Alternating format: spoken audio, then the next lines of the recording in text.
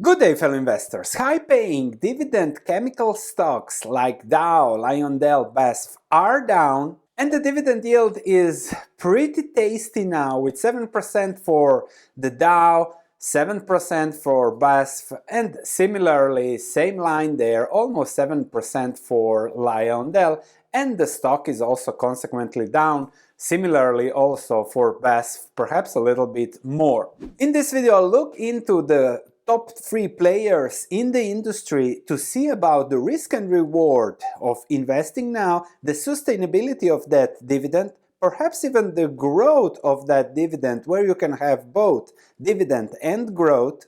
And then we'll always conclude with the risk and reward investing perspective on things. There will be a lot of data, so this video will not be just about the stocks, but also it will give you a comprehensive analysis of the sector, of investing in the sector. And if you're interested in these stocks, this is a must-watch video. Smash that like button if you enjoyed this analysis, subscribe for more. Let's immediately start with the Dow Chemical, and things look stable, a little bit weaker than a few years ago, but that is as that commodity boom exuberance after pandemic subdues a little bit. However, the company here is profitable, EBIT going well, some volume growth, which is always important as the global market grows. They are doing asset actions, divesting, taking money, so saving here and there, and most importantly, returning $2.5 billion to shareholders. If I compare $2.5 billion with the current market capitalization, that $2.5 billion is a 9% shareholder yield, which is something. However, if we look at the trend there, the projections and the situation are a little bit more negative than positive. We have Eurozone, we have issues, manufacturing issues, China spending slowing down, China construction slowing down. So that is, let's say, the softness across most regions and markets, and that is a topic that will constantly go through each of the presentations on the stocks, so that's something we'll have to then paint from a different perspective at the end of the video. And they are proactively navigating this prolonged downturn, which is something that can be questionable, but they are laying off people. I used to work for 2 months when I was a kid at Dow. Okay, so maybe now I would be laid off. You never know.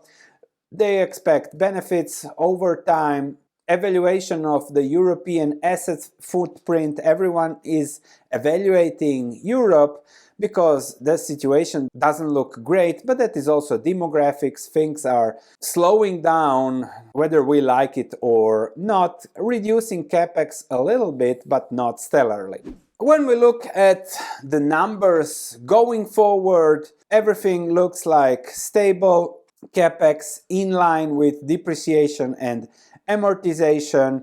They expect stability, everything flat, and if things continue to be flat, then we can again expect things like this going forward for the year, which means that the dividend of 7% is also likely to be sustained. And then when the cycle turns again, if the stock can rebound to 70, that's a double from the stock while you're getting a great dividend. However, there are also other things. Most sales are from packaging, specialty, and plastics. Then we have performance materials, coatings, automotive industry, for example, for coatings, industrial intermediates, and infrastructure. When it comes to this, of course, globally diversified business, but the question is, what will be the competition with plastics demand going forward? And if I look at the chemicals in general going forward, well, the compound annual growth rate is expected to be just 1.46%. So it's not a staggering 3% GDP or more growth rate. All these chemicals are also slowing down a bit. Of course, These were great years, the 2 years, and now things are slowing down, and the net income to company is 1.2 billion, but the repurchases and the common dividends paid are 2.5 billion. Okay, that is in line with cash from operations there. So there is enough cash. There was much more cash a few years ago, but let's say at this, if this is a cycle downturn, they can keep things stable. I looked also a little bit at their investor day, where you usually get more comprehensive presentations, and this is their playbook across the macroeconomic cycle. They say that this is the bottom of the cycle. The cash flow from operation 5 billion, investments 3 billion, and leaves 2 billion for dividends in that, let's say, downturn. But again, global growth will likely remain stable going forward. They will try to save a little bit. So the dividend, as they are saying, looks stable. If we look at industry trends going forward, they say 4% growth, then slowing down 3% growth for packaging, consumer, also growing good, mobility, electrical vehicles are in this presentation still expected to grow, but that's 5 years from now, so we'll see about that. Transportation, residential, and all this should lead to higher profits for the company, and you can see we are now, they expect to be at a true, and then if we go to a peak, this could be almost a 3x in EBITDA, and then if we make the calculations there, 15 billion EBITDA from the current 6, which could leave 7-8 billion, perhaps the dividend could be doubled to 4 billion for sure, and that is a 2x for investors. Because if they reach this 15, but also if they reach 12 here, 12 wherever in 2030, 5 years, minus 1 for interest, minus 3 for capex, that's 8. Let's even put 2 for taxes, that leaves 6 billion for shareholder remuneration. That's 6 billion on this. It is impossible that this stays. That's 60 billion going forward, perhaps even 100 billion. So you're getting paid while this has the potential for a 3x. But then the cycle has to turn. Let's go into the conference call to see what the analysts are asking, to get a little bit the feeling about what does the market think on this business. The CEO here, persistently weak global macroeconomic conditions, strategic reviews of assets, savings, moving from high costs to other costs. But if you say weak, persistent global macro conditions, and I look at the situation globally, the advanced economies are doing great for advanced economies. Global economy is doing good, and the emerging markets are doing their thing as always. The CEO concludes his speech with the fact that he is remaining confident in the company's abilities to foster a sustainable future, achieve long-term profitable growth, and enhance shareholder returns. Of course, you must always know he is paid to say that. Well, when it comes to discussing those macroeconomic levels, the CFO here says that economic activity is primarily being led by strength in service-related sectors. Manufacturing, car sales, things and that, durable goods are a little bit slowing down. But they intend to manage their capex, but that's just 500 million on the 3.5 billion that they will spend. Okay, it is good to do those things to manage cash flows in a downturn, but they are selling 40% of their infrastructure assets to Macquarie, and if you sell 40% of your assets and you get 3 billion in cash, you will have to pay a good return to Macquarie, because if not, they would not give you 3 billion. So this is more like a perpetual loan rather than something else. And there was a good question here in the community. what is the return for Macquarie there, and how is that going to work on the balance sheet? And there is no answer. The answer was, you will see when they close the transaction, and then you can make the calculation, hoping that everyone will forget about that. And then this is very important, great comment here from Jeff. The global community polyethylene industry is oversupplied. So LG or CP Chem is adding so much billion capacity. Lyondell doesn't make money in Europe. How are you going to balance actions and closures? And there was always a vague answer in the environment there, no real answer, because the management also doesn't know. Management is focused on operations and they hope for the best. But they hope, that's it. Because they are just a commodity, so they cannot know what will happen.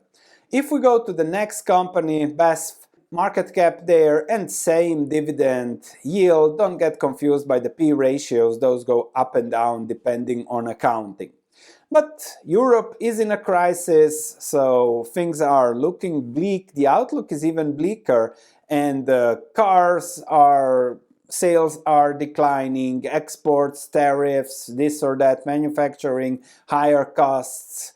Things are not looking stellar, and now everyone is looking for answers, but also electrical vehicles are down.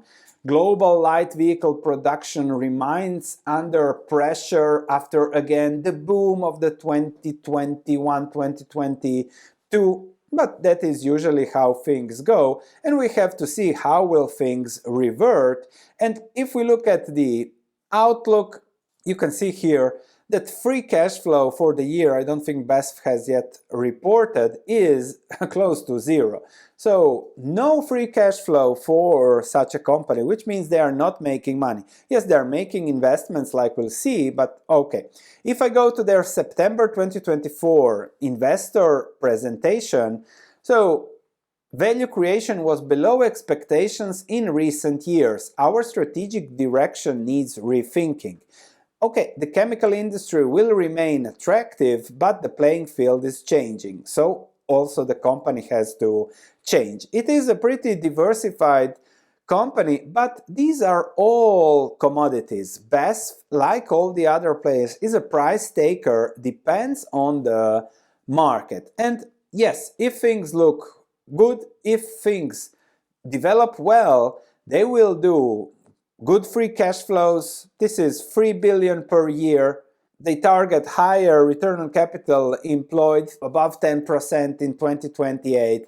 That's the financial targets. They are building a new Verbund site in Zhanjiang in China. So that's also something that should then add to profits. And their targeted EBITDA for the core business is 7 to 9 billion. But the assumption is mid to upcycle conditions. Add the 3.5 to 4 billion of EBITDA from the other standalone businesses and you are at 12 billion in EBITDA.